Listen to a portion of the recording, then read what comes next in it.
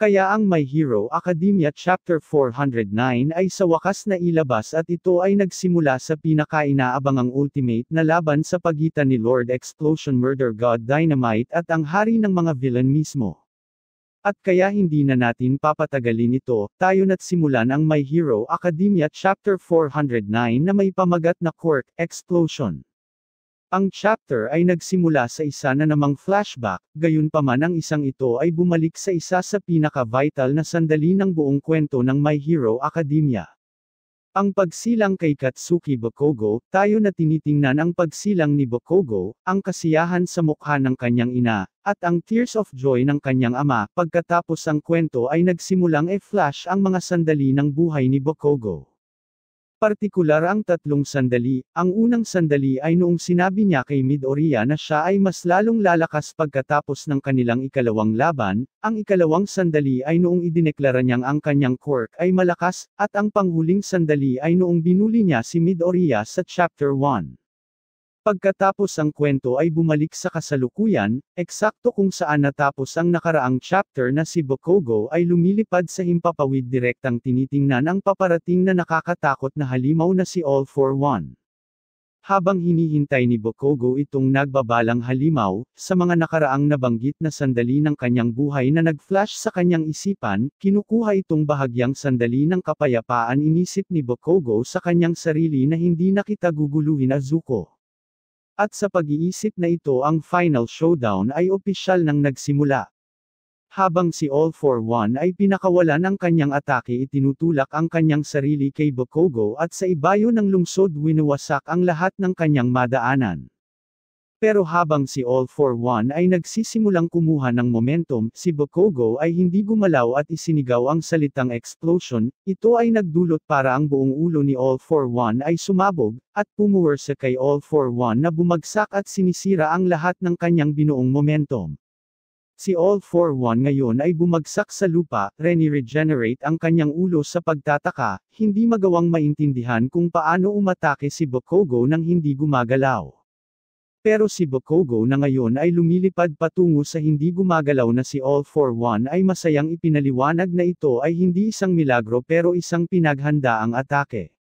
Dahil ang ulan ay ginugulo ang quirk ni Bakugo dahilan para mahirapan siyang gumawa ng purong pagsabog ng butil ng pawis, siya ay nagdesisyong gamitin itong mixture ng kaunting concentrated na pawis sa kanyang kalamangan, sa pamamagitan ng paghagis nitong mga patak sa bunganga ni All for One sa panahon ng kanyang atake sa katapusan ng Chapter 406.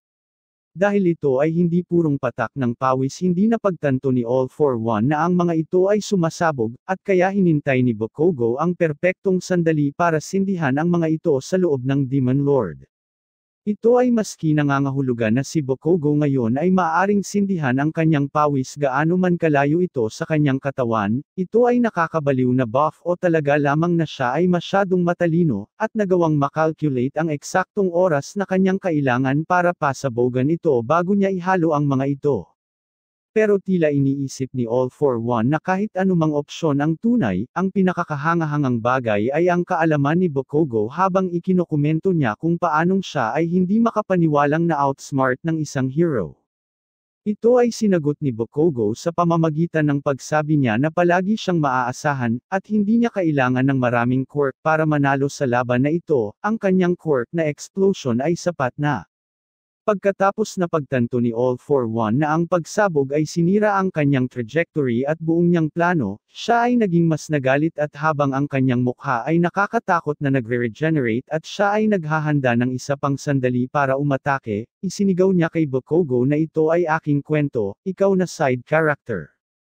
At kung ano ang sumunod ay itong multiple double-page spread na ating makikita si Bakugo at All for One na naglalaban para sa kanilang buhay, si Bakugo na nagpakawala ng howitzer impact na sinundan ng isang ungodly na halaga ng pagsabog habang isinisigaw ang shut up kay All for One, at si All for One ay galit na galit at walang tigil ang kanyang pag-regenerate, at sinusubukan ang kanyang makakaya na tamaan ang hero gamit ang lahat ng kanyang makakaya. Sa panahon nitong explosive na laban na pagtanto ni All for One na hindi lahat ng kanyang quirk ay gumagana gaya ng dati, at ito ay hindi dahil siya ay natamaan ng malaking halaga ng pagsabog. Pagkatapos dito kung saan napagtanto ni All for One na dahil ang kanyang katawan ay naging mas maliit at mahina. Pero dito kung saan ang katotohanan ay naihayag na sa loob ng Vestige World na ngayon ay ang napakabatang si All for One ay nakatagpo ang Vestige ni Hawks kasama ang isang grupo ng ibang taong. Ang Vestige ni Hawks na may ngiti sa kanyang mukha ay masayang ipinaliwanag kay All for One na sa kanyang galit na wala niya ang kontrol sa mga Vestiges at ng quirks na nasa kanyang loob. Ito ang nagbigay daan para matipon ng Vestige ni Hawks ang lahat ng hindi makontrol na Vestige at hinimok sila na labanan ang dumukot sa kanila. Kahit ang mundo ng Vestige ay minamahal si Hawks, pagkatapos tinapos ni Hawks ang kanyang huling paghamak kay All for One sa pamamagitan ng pagsabi ng sa huli, si Shigaraki ang naging dahilan ng iyong pagbagsak. Pagkatapos ang eksena ay napunta sa tunay na mundo kung saan pinapanood ni All Might si Bakugo na pantay niyang nilalabanan si All for One ng nag-iisa habang sinasabing kung paanong ang pisikal at mental na pinsala na ginawa ng lahat sa kabuuan ng digmaang ito kay All for One ay sa wakas umepekto. Pagkatapos si Bakugo ay nagkonekta ng isang direktang atake sa mukha ni All for One at nagpakawala ng devastating na pagsabog habang isinisigaw ang ito ang aming kwento. Pagkatapos ang kwento ay nagpatuloy hanggang sa wakas ay si Bakugo ay nagpatama ng isang malaking pagsabog sa villain, at habang ang magulang ni Bakugo, si All Might, si Yuichi ay tinitingnan si Bakugo, siya ay dugo ang lumipad, bogbog, at sugatan pero nananatiling ngumingiti sa itaas ni All for One, habang sinasabing hindi kita nagawang matalo ng nag-iisa.